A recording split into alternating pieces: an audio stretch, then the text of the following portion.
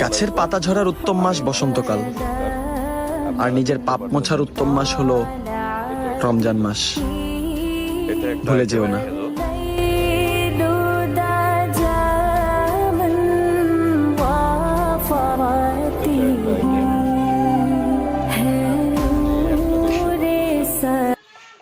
এই একটা দেখতে পাচ্ছেন, অর্থাৎ আজোয়া, দাবাস, মরিয়ম, বিভিন্ন জাতের খেজুর আপনারা দেখতে পারতেছেন।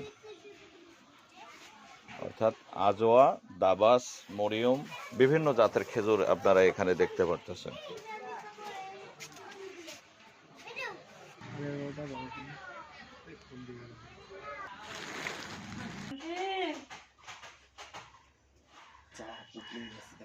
এই যে আজকে এই বীজগুলো আমি অলরেডি গাছ হয়ে গেছে, আপনারা দেখতে পারতেছেন। পূর্বে যে খেজুরগুলো দেখছেন ওই খেজুরগুলোই আজোয়া খেজুর, বিভিন্ন খেজুর আমরা যে সংগ্রহ করছি সেই খেজুরের দেখেন কিভাবে গাছগুলো হয়েছে, দেখতে পারতেছেন। কাছে নাও, ক্যামেরাটা একটু কাছে নাও, দেখো এই গাছগুলো আসলে সম্পূর্ণ হয়ে গেছে।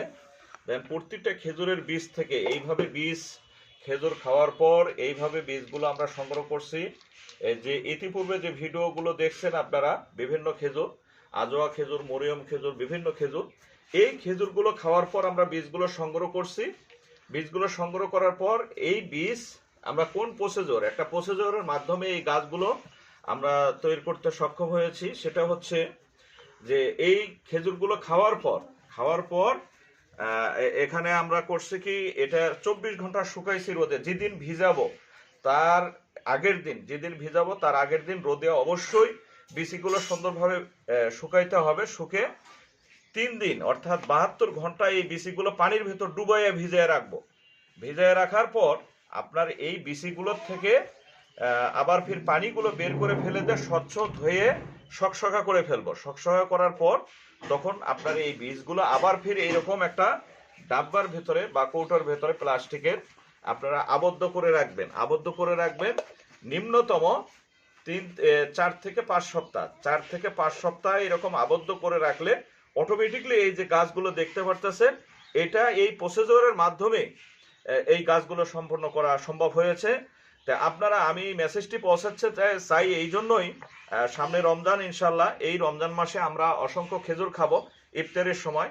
তো ইফতারের সময় এই খেজুরগুলো খাওয়ার সময় অবশ্যই আমরা এই খেজুরের বিচিগুলো বিশেষ করে এরকম সংরক্ষণ করে রাখবো।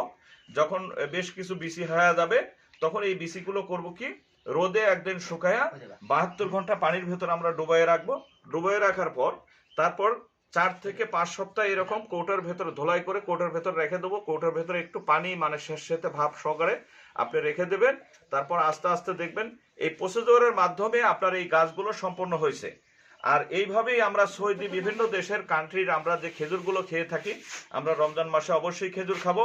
এই খেজুরের বিচিগুলো আপনারা সংগ্রহ করে অবশ্যই আপনারা একটু খালি পরিচর্যা নিলে আপনার বাড়ির চারপাশে পরিত্যক্ত জায়গা বা সেই রকম জায়গায় আপনারা এই খেজুরের গাছগুলো লাগালে আপনি নিজের বাড়িতেই নিজে আপনি খেজুর উৎপাদন করতে পারবেন এবং আপনি খাবেন, আপনার পরিবার খাবে এবং আশেপাশেও লোকজনকে বিতরণ করতে পারবেন। তা আমরা ইচ্ছে করলে এই সৌদি আরবের খেজুর বা বিভিন্ন দেশের খেজুর এই প্রসেসিং এর মাধ্যমে আমরা গাছ উৎপাদন করতে সক্ষম হব এবং এই গাছটা হলে অবশ্যই আপনার বাড়িতে তখন আপনি খেজুর উৎপাদন করতে সক্ষম হবে।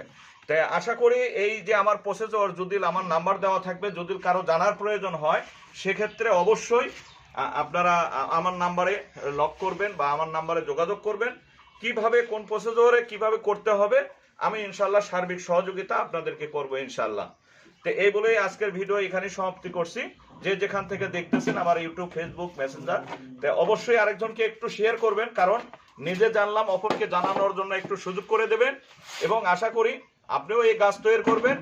আশেপাশে যারা থাকবে তাদেরকে গাছ এইরকম তৈরি করার জন্য সার্বিক সহযোগিতা করবেন ইনশাল্লাহ। তা আজকের মতন এখানেই রাখছি। আসসালামু আলাইকুম।